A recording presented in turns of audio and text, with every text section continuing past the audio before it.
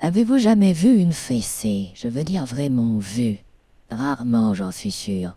Quand on vous en donne une, vous y tournez généralement le dos.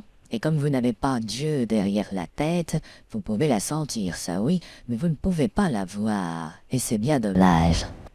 C'est bien dommage, car il n'y a rien de plus charmant, ni de plus gracieux, ni de plus joli qu'une fessée. Imaginez une sorte d'oiseau, ou mieux encore de gros papillons, qui au lieu d'elle aurait une paire de mains charnues, toujours en mouvement, tremblantes et battantes. Et grâce à cette paire de mains, la fessée vole de ci, de là, d'un vol hésitant, incertain, toujours à la recherche d'un petit derrière où se poser. Des fessées, il y en a de toutes les tailles et de tous les genres. Il y en a d'affectueuses, d'amicales, de gentilles, qui passent comme une caresse, comme un souffle, qui font rire. Certaines sont brèves, coléreuses, rageuses. D'autres sont au contraire très lourdes, solennelles, cérémonieuses et molles. Il y en est aussi de méchantes, de piquantes, d'agressives, de cruelles, de blagueuses, de chahuteuses, d'emphatiques, de déclamatoires, de perverses, de compliquées, de fatiguées, de mornes, d'endormies, de distraites, d'appliquées, de méticuleuses, de ronchantes, de martiales, de fantaisistes, de comiques, d'inventives, d'originales, de gémissantes, de larmoyantes, de soupirantes, d'hypocrites, de bégayeuses, de bafouilleuses, de sentencieuses, de radoteuses, enfin de toutes sortes. D'où viennent les fessées? Ça, c'est une question difficile, et les savants ne sont pas tous d'accord là-dessus. Les uns disent que les premières fessées connues dans l'histoire vivaient à l'état de nature dans le delta du Nil et qu'elles furent apprivoisées par les anciens Égyptiens qui s'en servaient déjà pour l'éducation de leurs enfants. D'autres disent que la fessée commence à Sumer, à l'embouchure du Tigre et de l'Euphrate ou encore sur les bords de l'Indus. D'autres encore soutiennent que la fessée est d'origine extraterrestre et que les premiers spécimens furent apportés en soucoupe volante par de petits hommes verts en provenance de Mars ou de Vénus. On dit aussi qu'une race de fessées, légèrement différente de la nôtre mais bien reconnaissable, vit encore à l'état sauvage dans la grande forêt amazonienne, non loin du territoire des Indiens Tutupampans. Beaucoup d'explorateurs y sont allés dans l'espoir d'en ramener une vivante. Aucun n'est revenu.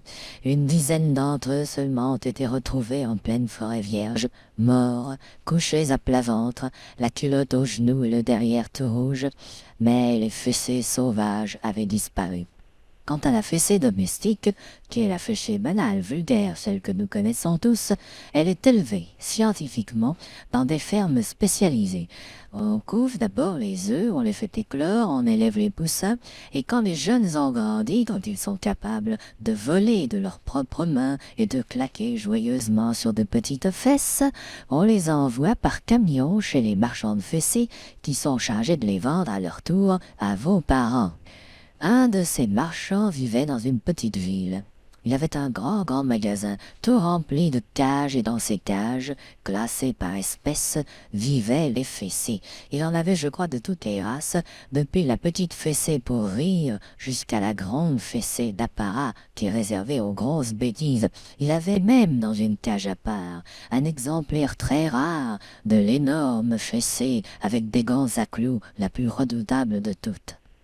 Chaque matin, le marchand se levait de bonne heure, faisait sa toilette, buvait son café, puis il allait de cage en cage pour changer l'eau de ses fessées. Les fessées sont très propres et elles exigent de l'eau claire.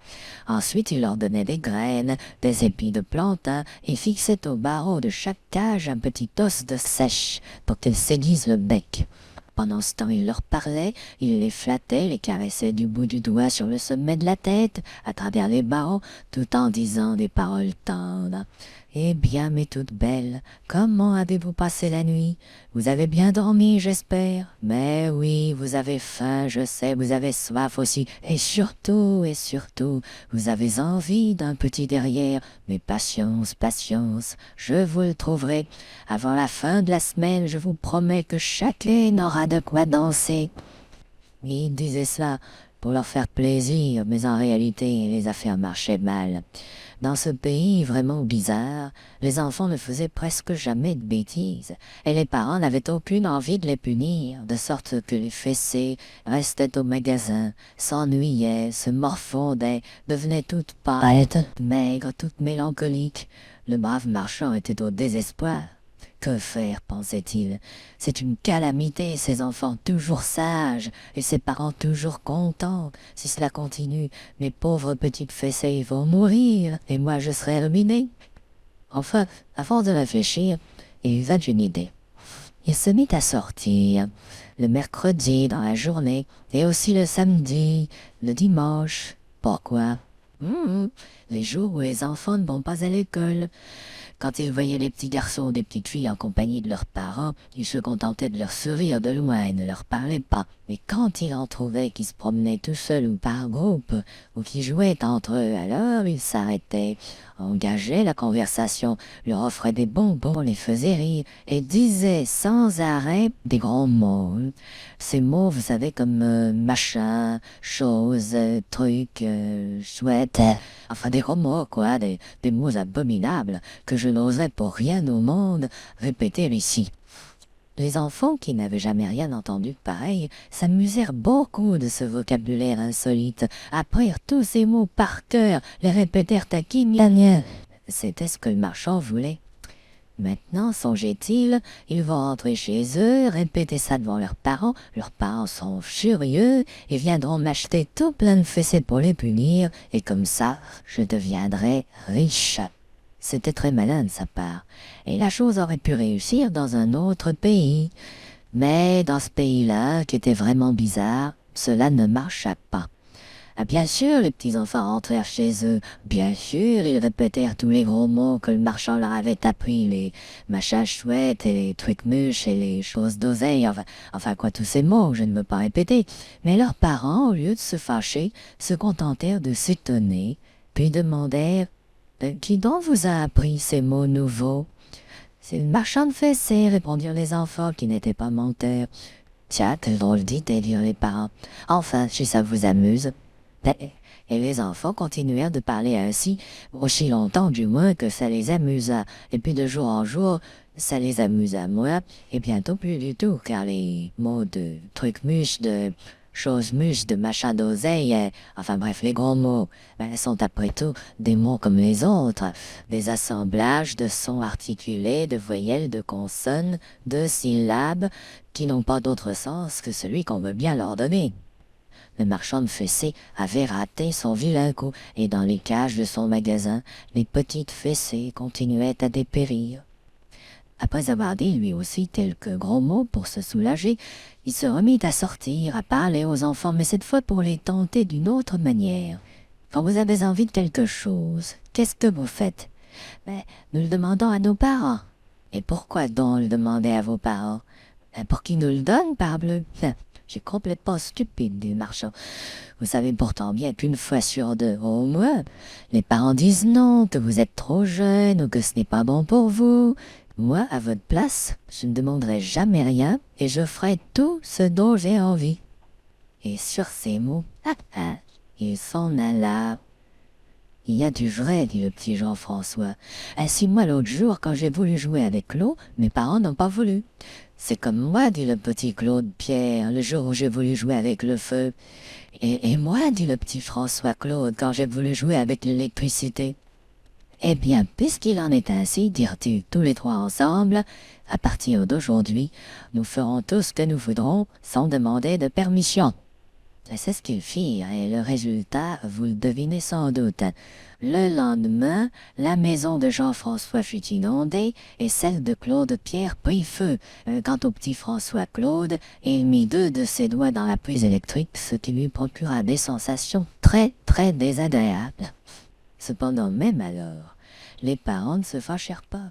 Au lieu de courir chez le marchand comme celui-ci l'espérait, pour lui acheter chacun une demi-douzaine de fessées bien dures et claquantes, ils soignèrent leurs enfants, réparèrent les dégâts comme ils purent, et demandèrent simplement « Mais qu'est-ce qui vous a pris ?»« Oh, on voulait jouer, dirent les enfants un peu honteux. Une autre fois demandé la permission, dirent les parents avec douceur. On vous expliquera ce qui est dangereux. Donc, cette fois encore, il n'y eut pas de punition, et les pauvres fessés restèrent tristement dans leur cage, à picorer leur os de sèche. Triple chose chouette de double machin-muche, de 50 000 millions de trucs d'oseille, jura le marchand, en recourant aux mots les plus corsés de son répertoire. J'ai encore raté mon coup, mais comment faut-il faire, chouette muche de bons machins, de choses d'intérêt? Enfin, l'idée lui vint, la grande idée cette fois, l'idée géniale. Il fit imprimer tout un paquet d'affiches, il prit un pot de colle avec un gros pinceau et passa toute la nuit à coller.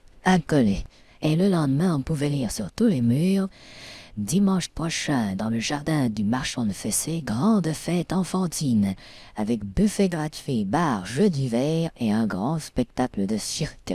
Au programme, grande parade de fessées savantes, fessées chanteuses, danseuses, musiciennes, fessées clowns, acrobates, calculatrices, fessées jongleuses, équilibristes, trapézistes, fessées écuyères et fourchettes et couteaux et ciseaux, défilé de fessées, pyramide de fessées, escadrille de fessées volantes et pour finir, le grand bouquet final. Entrée gratuite pour les enfants, entrée interdite aux parents. Inutile de dire que le dimanche suivant, tous les petits-enfants du pays se rendirent chez le marchand de fessées pour y passer l'après-midi. Pour être juste, il faut avouer qu'ils ne furent pas déçus. Il y avait de la limonade, de l'orangeade, du cassis et de la grenadine. Il y avait des gâteaux mous et durs, des bonbons de tous les parfums, du chewing-gum de toutes les couleurs. Il y avait de la barbe à papa, des crêpes de sarrasin, du nougat, des gaufres, des pommes de terre frites, des marrons grillés, du fromage blanc, des olives noires, des radis roses, du bleu d'Auvergne, des ballons rouges, des billards électriques, des jeux de boules, des quilles, des tricycles, des bicyclettes, des planches à roulettes et j'en oublie.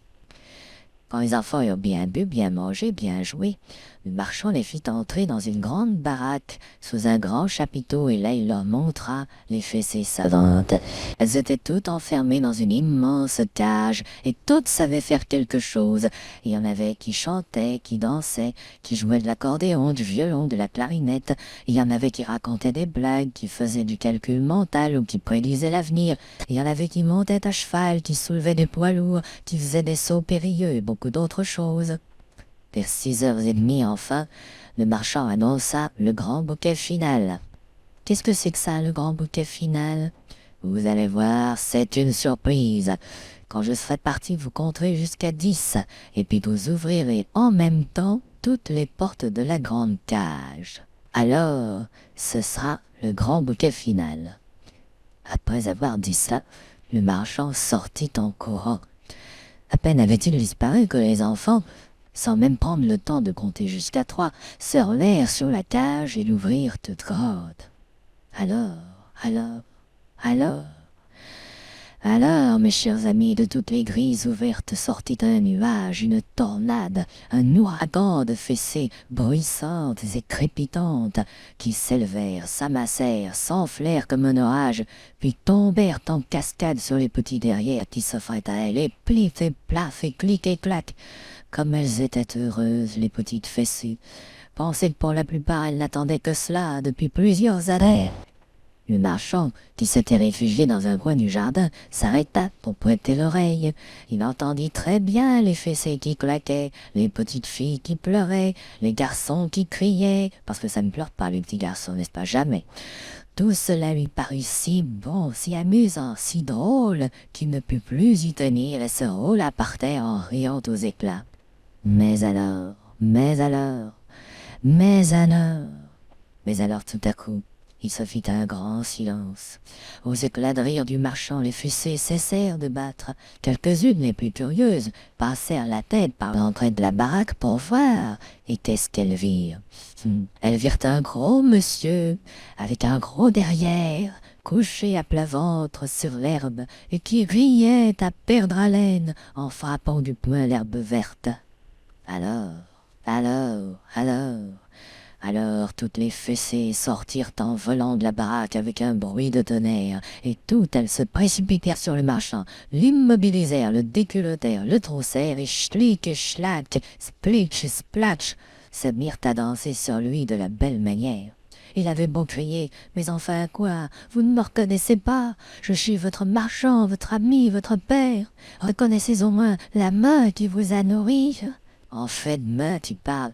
Les fessées ne voyaient qu'une chose, un gros derrière humain, bien dodu et bien gras, sur lequel elles pouvaient se mettre à 10 ou 15 à la fois, sans se gêner le moins du monde. Et elles y passèrent toutes, depuis les petites fessées rieuses jusqu'aux grandes fessées tragiques, en passant par les fessées folâtres, hâtives, soigneuses, affairées, boudeuses, rancunières, pressées, expéditives, fonctionnelles, baroques, rococo, flamboyantes, rugueuses, caoutchouteuses, érafleuses, écorcheuses, que sais-je encore. Enfin, la dernière parut, majestueuse dans un grand silence. C'était la plus âgée, la plus grande, la plus forte.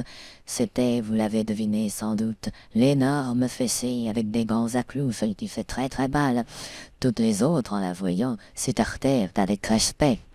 Elle s'éleva lentement dans la rouge lumière du soir, resta comme suspendue pendant quelques secondes au-dessus de sa proie, puis se laissa tomber comme une pierre. Je n'en dis pas plus, car cette histoire est déjà bien assez longue et assez triste. Sachez seulement que le marchand de fessées resta plusieurs semaines à l'hôpital, qu'au bout de 6 mois seulement il put se coucher sur le dos, qu'au bout d'1 an il put s'asseoir et qu'au bout de 2 ans, pas moins, il put marcher avec une canne. À l'heure actuelle, il est parfaitement guéri, mais il est dégoûté des fessées pour le restant de ses jours. Il ne veut plus en vendre, il ne veut plus en voir, il ne veut même plus en entendre parler.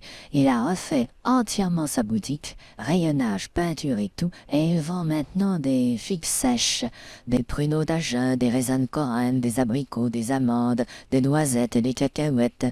Il arrive encore quelquefois, mais c'est très très rare, qu'une maman furieuse ou un père indigné entre dans sa boutique en disant « Je veux une fessée, vite, une bonne fessée, c'est pour mon petit Émile ou ma petite Ernestine. » Mais alors le marchand leur répond « Vous faites erreur, madame, vous faites erreur, monsieur.